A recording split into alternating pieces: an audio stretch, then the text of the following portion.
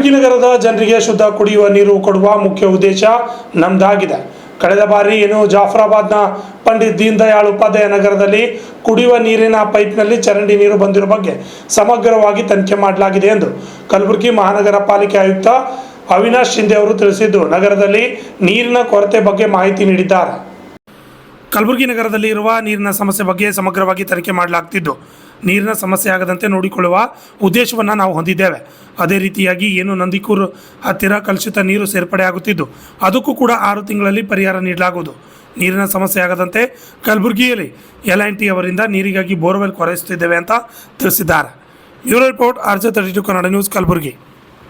ಇಲ್ಲಿ ಘಟನೆಗಳು ಆಗ್ತಾ ಇದೆ. ನಾವು ನೇರವಾಗಿ ಅಲ್ಲಿ ನಮ್ಮ LNT ಮತ್ತು QIDFC ಟೀಮ್ ಕಳಿಸಿ ಅದನ್ನು ಇನ್ವೆಸ್ಟಿಗೇಷನ್ ಫುಲ್ ಮಾಡಿನೇ ನಾವು ಅವ್ರ ಕಡೆಯಿಂದ ರಿಪೋರ್ಟ್ಸ್ ತಗೊಳ್ತಾ ಇದ್ದೀವಿ.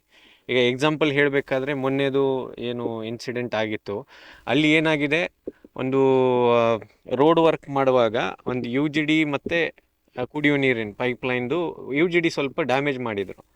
ಅದರಿಂದ ಸಮಸ್ಯೆ ಆಗ್ತಾಯಿತ್ತು. ಸೊ ಅದನ್ನು ಯಾವ ರೀತಿ ರೆಕ್ಟಿಫೈ ಮಾಡಬೇಕು ನಾವು ಹೇಳಿದ್ದೀವಿ.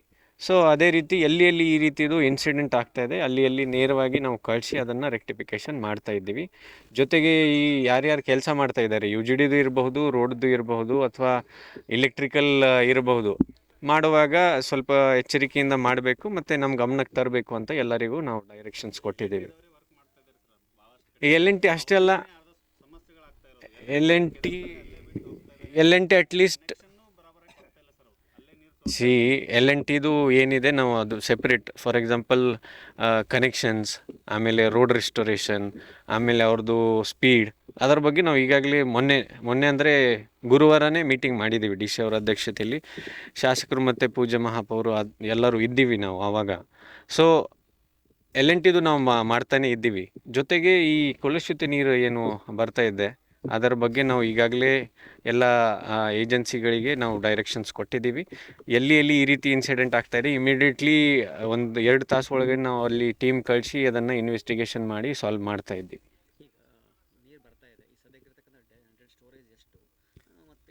ಸೊ ಈಗ ನಮ್ಮ ಹತ್ರ ಇರೋದು ಸುಮಾರು ಒಂದು 6-7 ದಿನದ್ದು ನಮ್ಮ ಹತ್ರ ಸ್ಟೋರೇಜ್ ಇದೆ.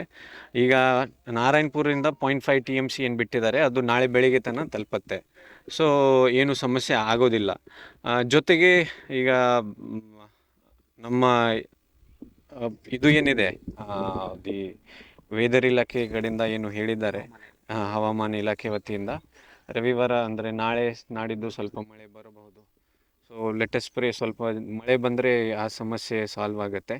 ಈ ವರ್ಷ ಸ್ವಲ್ಪ ಅಂದರೆ ನಾವು ಕಂಪೇರ್ ಮಾಡಿದರೆ, ನೀವೆಲ್ಲರೂ ನೋಡ್ತಾ ಇದ್ದೀರಿ, 1 ತಿಂಗಳ ಮುಗಿಯಕ್ಕೆ ಬಂದಿದೆ, ಒಂದು ಮಳೆನೂ ಬಂದಿಲ್ಲ ನಮಗೆ. ಈ ಪರಿಸ್ಥಿತಿ ಅಂತೂ ಹಿಂದೆ ಆಗಲಿಕ್ಕಿಲ್ಲ ಯಾವಾಗಲೂ. ಸೊ ಚಾಲೆಂಜಿಂಗ್ ಟೈಮ್ಸ್ ಸ್ವಲ್ಪ ಇದೆ, ನಾವು ಇಲ್ಲ ಅಂತ ಹೇಳ್ತಿಲ್ಲ. ನೀವು ಸ್ಟೋರೇಜ್ ನಾವು ನೋಡೇ ಇಲ್ಲ, ಯಾಕೆಂದರೆ 23 ಮೇ ನಮಗೆ ಮಳೆ ಬಂದಿತ್ತು ಫಸ್ಟ್. ಅದು ಆದ ನಂತರ ಕಂಟಿನ್ಯೂಸ್ ಆಗಿ ಮಳೆ ಇತ್ತು. ಹಾಗಾಗಿ ನಾವು ಸ್ಟೋರೇಜ್ ನೋಡಿಲ್ಲ, ಯಾಕೆಂದರೆ ಓವರ್ಫ್ಲೋ ಆಗಿತ್ತು ಅಲ್ಲಿ ತನಕ. ಈ ವರ್ಷ ಸ್ವಲ್ಪ ಚಾಲೆಂಜಿಂಗ್ ಟೈಮ್ ಇದೆ. ಬೋರ್ವೆಲ್ಸ್ ನೀವು ಹೇಳಿದಂಗೆ ಕಳೆದ ವರ್ಷ ಜೂನ್ ಸಂದರ್ಭದಲ್ಲಿ ಎಷ್ಟಿತ್ತು? ಫುಲ್ ಇತ್ತು, ಇದು ಓವರ್ಫ್ಲೋ ಆಗ್ತಾ ಇತ್ತು. ಸೊ ಈಗ ನೋಡ್ತಾ ಇದ್ದೀರಿ ನೀವು, ಸ್ವಲ್ಪ ಖಾಲಿ ಆಗಿದೆ. ಈಗ ಸುಮಾರು 1500ಕ್ಕಿಂತ ಜಾಸ್ತಿ ಬೋರ್ವೆಲ್ಸ್ LNT ಅವರು ನಿರ್ವಹಣೆ ಮಾಡ್ತಾ ಇದ್ದಾರೆ. ಅದರಲ್ಲಿ ಮತ್ತು ನಾವು 15 ಫೈನಾನ್ಸ್ ಮತ್ತು NMPC ಗ್ರಾಂಟ್, ಅದರಲ್ಲಿ ಹೊಸದು ಸುಮಾರು ಒಂದು 60-70 ಬೋರ್ವೆಲ್ಸನ್ನು ಇಟ್ಕೊಂಡಿದ್ದೀವಿ. ಜೊತೆಗೆ ಒಂದು 10-12 ಕಿಲೋಮೀಟರ್ ಪೈಪ್ಲೈನ್ ಕೂಡ ಇದೆ. ಸೊ ಎಕ್ಸ್ಟೆನ್ಷನ್ ಏರಿಯಾ, ಸರಿ ಹೇಳಿದಂಗೆ ಪ್ರಯಾರಿಟಿ B ಏರಿಯಾದಲ್ಲಿ ಪೈಪ್ಲೈನ್ಸ್ ಇಲ್ಲ, ಅಲ್ಲಿ ನಾವು ಪೈಪ್ಲೈನ್ ಹಾಕಿ ಬೋರ್ವೆಲ್ ಮುಖಾಂತರ ನೀರು ಕೊಡಲಿಕ್ಕೆ ನಾವು ಒಂದು ಅರೇಂಜ್ಮೆಂಟ್ ನಾವು ಮಾಡ್ತಾಯಿದ್ದೀವಿ ನಮ್ಮ ಕಡೆಯಿಂದ. ಈಗ ಏನಾಗ್ತಾ ಇದೆ, ಇಲ್ಲಿ ಹಳ್ಳಿಗಳು ನೀವು ನೋಡ್ತಾ ಇರಬಹುದು, ಅಲ್ಲಿಂದ ಕಲುಷಿತ ನೀರು ಅವರು ಬಳಕೆ ಮಾಡಿರೋದು ನೀರು ಇದರಲ್ಲಿ ಮಿಕ್ಸ್ ಆಗ್ತಾ ಇದೆ, ನಿಜ. ಟ್ರೀಟ್ಮೆಂಟ್ ನಾವು ಆ ಪ್ರಕಾರ ನಾವು ಚೇಂಜ್ ಮಾಡ್ತೀವಿ. ನಮ್ಮದು ಕ್ಲೋರಿನ್ ಎಷ್ಟು ಆಗಬೇಕು, ಟ್ರೀಟ್ಮೆಂಟ್ ಯಾವ ರೀತಿ ವಾಟರ್ ಟ್ರೀಟ್ಮೆಂಟ್ ಪ್ಲಾಂಟಲ್ಲಿ ಮಾಡಬೇಕು.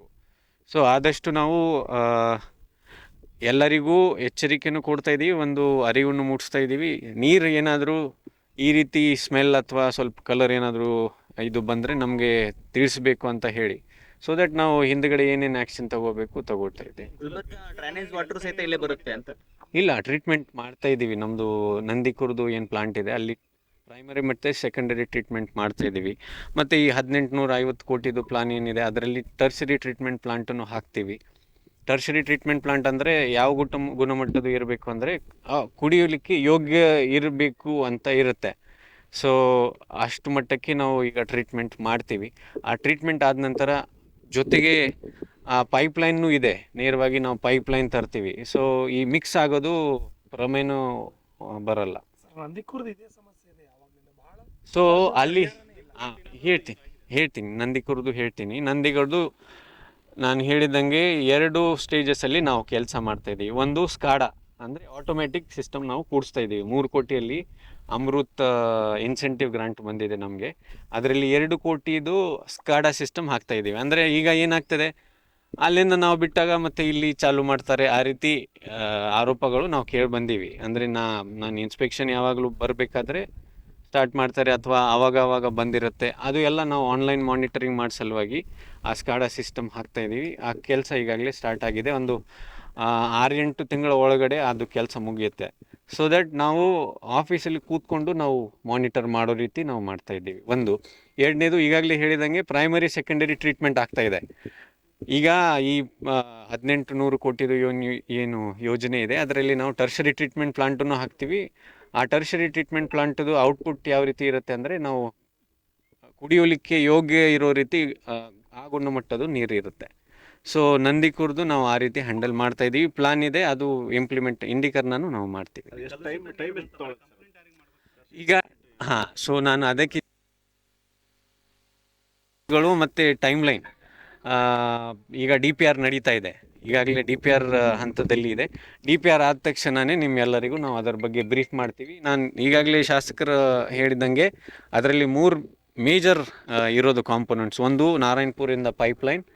ಸೊ 0.5 TMC ಬಿಟ್ಟರೆ 0.5 TMC ಇಲ್ಲಿ ತಲುಪುತ್ತೆ. ಈಗೇನಾಗ್ತದೆ, ಅಲ್ಲಿ ಲೀಕೇಜ್ ಆಗ್ತಾಯಿದೆ. 0.5 ಇಲ್ಲಿ ಬರೋದು ಒಂದು 20-30% ಅಷ್ಟೇ ಇರಬಹುದು. ಮತ್ತು ಟೈಮ್ ಕೂಡ ತಗೊಳುತ್ತೆ, ಅದು ಸಾಲ್ವ್ ಆಗುತ್ತೆ. ಎರಡನೇದು ಪ್ರಯಾರಿಟಿ B ಅಂದರೆ ಒಂದು 500 ಕಿಲೋಮೀಟರ್ದು ಪೈಪ್ಲೈನ್, ಡಿಸ್ಟ್ರಿಬ್ಯೂಷನ್ ಪೈಪ್ಲೈನ್ಸ್, ಅದು ಎಕ್ಸ್ಟೆನ್ಷನ್ ಏರಿಯಾ ಮತ್ತು ಎಲ್ಲಿ ಫಸ್ಟ್ ಪ್ರಯಾರಿಟಿ ಎಲ್ಲಿ ತಗೊಂಡಿಲ್ಲ ಆ ಏರಿಯಾಗಳು ಕವರ್ ಮಾಡ್ತೀವಿ. ಮೂರನೇದು ನಂದಿಕುರ್ದು ಟರ್ಷರಿ ಟ್ರೀಟ್ಮೆಂಟ್ ಪ್ಲಾಂಟ್.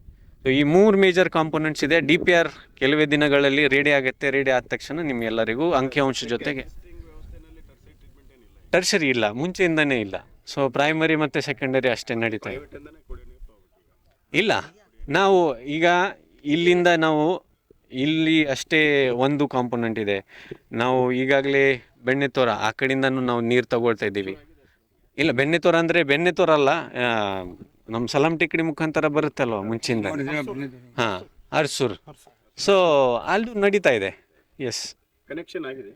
ಇಲ್ಲ ನಡೀತಾ ಇದೆ ಅಂದರೆ ಹಳೇದು ಅಲ್ಲಿದು ಒಂದು ಸುಮಾರು 50-60% ಟ್ಯಾಂಕರ್ದು ನಾವು ಈಗಾಗಲೇ ಶಾಸಕರು ಹೇಳಿದಂಗೆ